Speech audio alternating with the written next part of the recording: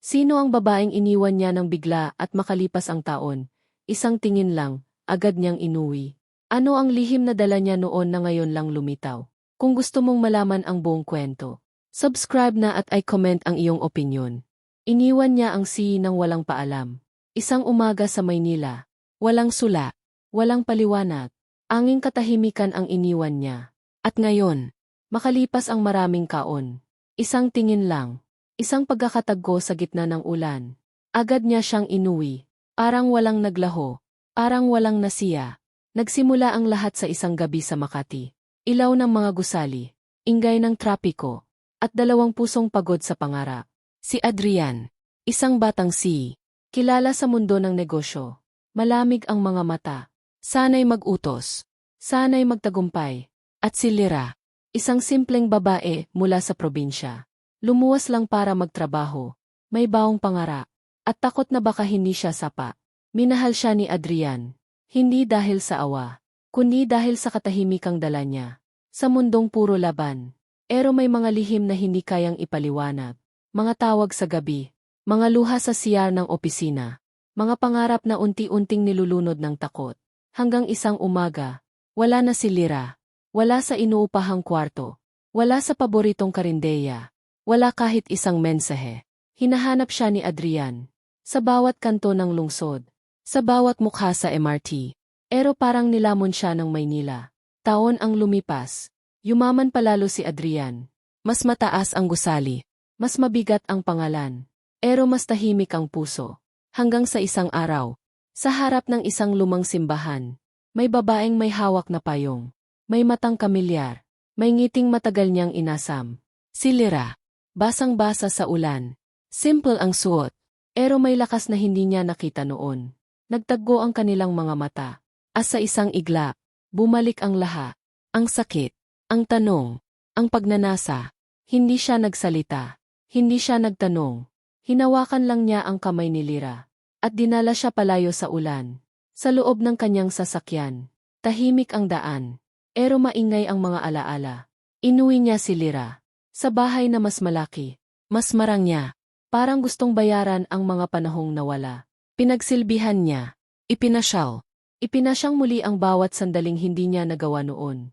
Pero sa bawat ngiti ni Lyra, may bakas ng lihim. Sa bawat titig niya sa salamin, may aninong ayaw umalis. Isang gabi, habang kahimik ang buong bahay, narinig ni Adrian ang isang tawag, isang pangalan, isang tinig mula sa nakaraan. At doon niya napagtanto na hindi lang siya ang iniwan, kundi may dahilan. Isang dahilan na maaring sumira o magkabago. Sa lahat ng akala niyang alam niya, ungkol kay Lyra pahimik siyang nakatayo sa dilim. Nakikinig, habang ang boses sa telepono ay puno ng pangamba. Hindi niya narinig ang buong usapan, pero sapat na ang ilang salita para maghilom ang suga. Asabay mabuksan muli. May utang, may pangalang hindi niya kilala. May dahilan kung bakit kinailangan niyang mawala. Nang humarap si Lyra, nagulat siya. Parang batang nahuling may kasalanan. Pero sa mga mata niya, walang pagsisisi, kundi pagod. Umupo siya sa sofa. Dahan-dahang ibinaba ang telepono. At sa unang pagkakataon, siya ang nagsalita. Hindi siya umalis dahil tumigil siyang magmahal. Umalis siya dahil may iniwang responsibilidad. Isang bagay na hindi kayang bilhin ng pera. Kahit gaano pa kalaki ang kumpanya ni Adrian, ikinuwento niya ang mga gabing walang tulog, ang pagbalik sa probinsya, ang mga araw na naglalakad siya sa palengke, na may dalang takot at pangako. Habang nakikinig si Adrian, unti-unting bumibigat ang dibdib niya. Dahil sa bawat salitang binibitawan ni Lyra, may bahagi ng sarili niyang mundo ang gumuho. May taong kailangang protektahan, may lihim na kailangang itago. At may dahilan kung bakit hindi siya maaring manatili noon. Lumapit si Adrian. Gusto siyang yakapin. Pero himinto siya. Dahil may pagitan na hindi lang panahon ang gumawa. Sa bintana, anaw ang ilaw ng lungsod. Pareho pa rin. Pero ang dalawang taong nauon, hindi na. At bago pa man makapagtanong si Adrian, kung handa ba siyang manatili ngayon, may kumatok sa pintuan. Mahina. Pero sapa para patigilin ang kanilang paghinga. Si Lyra ay napalingon, namutla, parang nakita niya ang multo ng nakaraan. At doon, sa pagitan ng katahimikan at tako, nakita ni Adrian ang isang katotohanang Hindi niya kailanman inakalang haharapin niya sa sarili niyang bahay, dahan-dahan siyang lumapit sa pinto. Bawat hakbang mabiga, parang may hinahatak na alaala. Agbukas niya, isang batang lalaki ang naroon. Basang-basa ang buhok, yakap ang lumang bag, at may matang kahawig ng sa kanya. Napahinto si Adrian. Parang huminto ang mundo. Parang may sumuntok sa dibdib niya. Si Lyra ay napauo. Hindi na nakatayo. Hindi na nakapagsalita. Ang bata ay tumingin sa kanya. Walang takot. Walang gali. Anging pagod at pagtataka. Hinawakan ni Lyra ang kamay ng bata. At sa isang tinig na halos pabulong, binanggit niya ang pangalan nito. Isang pangalan na minsan nang binanggit sa panaginip. Isang pangalang umiikot sa mga gabing hindi siya makatulog. Lumuhod si Adrian. Hindi dahil mahina siya, kundi dahil may katotohanang mas mabigat kaysa anumang negosyo. Ang mga taon ng pagkawala, ang biglaang pag-alis, ang mga tawag sa gabi, lahat ay unti-unting nagdugtong. Hindi humingi ng paliwanag ang bata. Hindi rin nagtanong si Adrian. Dahil may mga sagot, na sapat na ang isang tingin. Sa labas, patuloy ang ulan. Sa loob, may katahimikang mas malakas kaysa kulob. Habang nakatingin si Adrian sa batang iyon, napagtanto niyang ang desisyong ginawa ni Lyra noon ay hindi lang pag-iwan, kundi isang sakripisyong. Ngayon pa lang niya tunay na naunawaan tumayo si Adrian. Dahan-dahan, parang natatakot na baka maglaho ang lahat kapag kumilos siya ng mabilis. Tumingin siya kay Lyra. May libong tanong sa mga mata, pero wala ni isa ang lumabas sa kanyang bibig. Ang bata ay umupo sa gilid ng sofa. Tahimik. Parang sanay na sa mga sandaling hindi niya kailangang magsalita. Para maintindihan, kumuha si Lyra ng tuwalya. Pinunasan ang buhok ng bata. Isang kilos na puno ng pag-aaruga. At doon lalong sumikip ang dibdib ni Adrian. Ito ang buhay na hindi niya nakita. Ang mundong pinili ni Lyra. Kapalit ng lahat ng pangako nila noon. Lumuhod siya sa harap ng bata. Hindi bilang hindi bilang lalaking may kapangyarihan, kundi bilang taong may pananagutang ngayon lang humara. Tinanong niya ang pangalan. Marahan. Parang tako sa sagot. Sumagot ang bata. Simple. Walang arte. Pero sapat para tuluyang mabago ang ihip ng hangin sa loob ng bahay. Napapikit si Adrian. Isang segundo. Isang igla. At doon niya naramdaman ang bigat ng mga taong nawala. Hindi siya nagalit. Hindi siya umiyak. Pero may desisyong unti-unting nabuo sa kanyang isipan. Sa likod nila, si Lyra ay nakatayo, nakahawak sa dibdib, parang handang tanggapin ang anumang hatol. Sa sandaling iyon, habang sabay na tumingin sa kanya ang babae at ang bata, napagtanto ni Adrian na ang susunod niyang gagawin ay hindi lang magtatakda ng kanilang bukas, kundi sisiya o magliligtas. Sa lahat ng iniwasan nilang harapin noon, huminga siya ng malalim. Parang unang beses muling nabuhay. Tumayo siya sa harap nila. Ang lalaking sanay magdesisyon sa isang pirma. Ngayon nanginginig ang kamay. Hindi niya tinanong kung bakit ngayon lang. Hindi rin kung kanino ang kasalanan. Dahil malinaw sa kanya. Ang panahon ay hindi na maibabalik. Lumapis siya sa bata. Marahang inilapag ang kamay sa balikat nito. Isang haplos na puno ng alinlangan. Pero may pangakong gustong tuparin. Hindi umiwas ang bata. Sa halip, tumingala ito, parang naghahanap ng sagot, na hindi niya kayang itanong. Si Lyra ay napaluha, hindi dahil sa tako, kundi dahil sa pag-asang matagal niyang ikinubli. Sa kusina, naririnig ang orasan, bawat segundo parang tanong, na wala pang sagot. Sa labas, unti-unting humihina ang ulan, pero sa loob ng bahay, may bagyong nagsisimula pa lang. Isang desisyon, isang hakbang, isang katotohanang hindi na kayang itago. Habang pinagmamasdan ni Adrian ang batang nasa harap niya, may isang pangalang gustong lumabas sa kanyang bibig. Isang salitang matagal niyang inilihim sa sarili. Dahil sa sandaling banggitin niya iyon, wala nang urungan, wala nang pagtatago, wala nang buhay na tulad ng dati. Nanatiling nakabitin ang salitang iyon sa hangin. Parang hininga bago ang pag-iyak. Hindi niya pa rin binigkas. Dahil alam niyang sa sandaling lumabas iyon, magbabago ang lahat. Ang katahimikan, ang takbo ng kanilang mga buhay. Ang bata ay ngumiti ng bahagya. Parang may alam. Parang matagal nang hinihintay ang sandaling iyon. Si Lyra ay lumapit.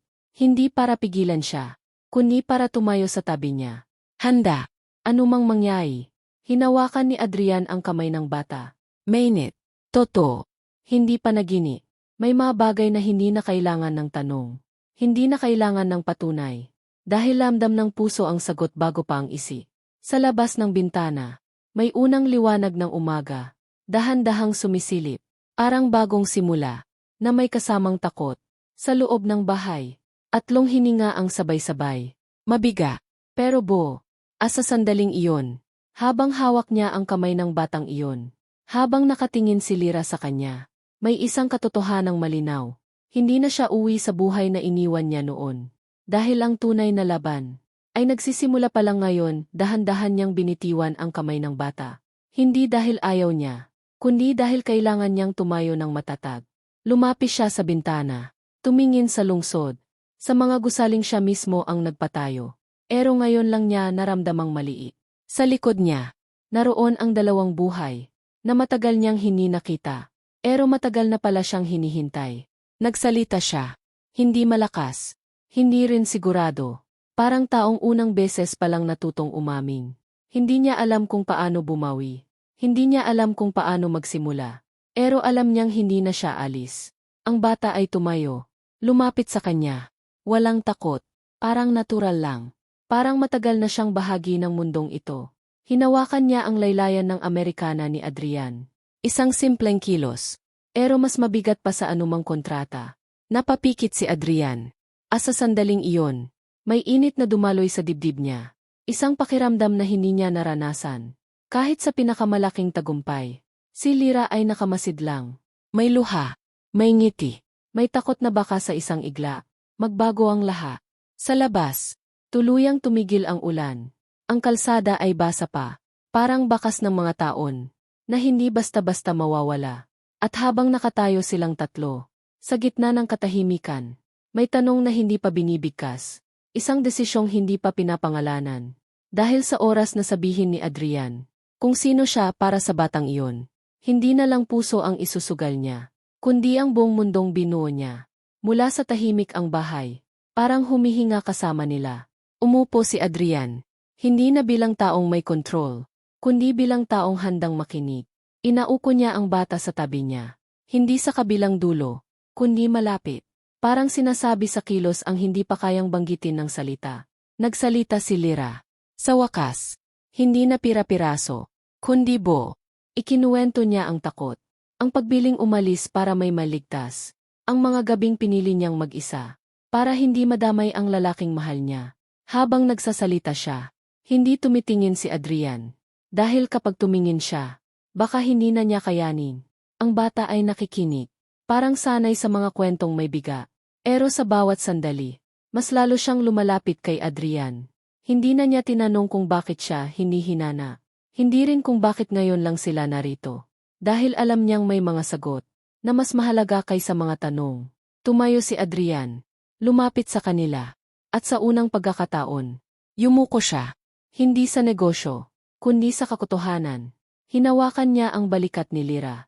Hindi bilang kaghahabol, kundi bilang pag-ako. Sa mata ng bata, may paghihintay. Hindi ng yaman, hindi ng pangalan, kundi ng presensya. At habang unti-unting bumibigat ang liwanag ng umaga, habang dahan-dahang kumapasok ang init ng araw sa sala, may desisyong unti-unting hinuhubog, hindi minamadali, hindi ipinipilit. Dahil ang pagkatapos ng pag-iwan, ay hindi isang salita, kundi isang pananatili. Sa sandaling iyon, habang sabay silang nakatingin sa bagong araw, alam ni Adrian na ang susunod na hakbang, ang unang tunay na hakbang ng kanyang buhay, na hindi na niya kayang bawiin si Adrian ay dahan-dahang huminga. Ang bigat sa dibdib niya, unti-unting lumuwag. Tumingin siya kay Lyra sa bata, sabay. Parang nakikita niya ang lahat ng nawawalang taon. Nariyan sa kanilang mga mata, pag-asa, takot at bagong simula. Ngumiti si Lyra. Isang ngiti na hindi pilit, hindi rin takot. Ngunit puno ng kapayapaan. Ang uri ng ngiti na matagal nang hinihintay ni Adrian. Hinawakan ni Adrian ang kamay ni Lyra. Sa wakas, naramdaman niya ang init ng tahanan. Isang tahanang hindi gawa sa yaman o titulong kundi sa presensya, pagmamahal at tiwala. Ang bata ay tumayo sa pagitan nila. Niyakap silang dalawa, sabay. At para sa unang pagkakataon sa maraming taon, naramdaman nilang buo na ang pamilya. Kahit hindi perpekto, pero tunay at totoo. Sa labas, sumikat na ang araw. Ang ulan ay natuyo, nag-iwan ng sariwang hangin at liwanag. Ang lungsod ng Maynila ay gising na. Pero sa loob ng bahay na iyon, may katahimikan. Isang katahimikan na puno ng pangako. Hindi na nila kailangan ng salita. Dahil sa kanilang mga mata at kilos, nakausap na nila ang nakaraan. Tinanggap ang kasalukuyan. At pinili ang bukas. At sa unang pagkakataon, si Adrian, si Lyra, at ang bata, ay tahimik na nakangiti. Kasama ang araw na sumisili sa kanilang bagong simula. As sa puso nila, alam nilang kahit anong bagyo. Sa wakas, natagpuan nila ang tahanan sa isa't isa.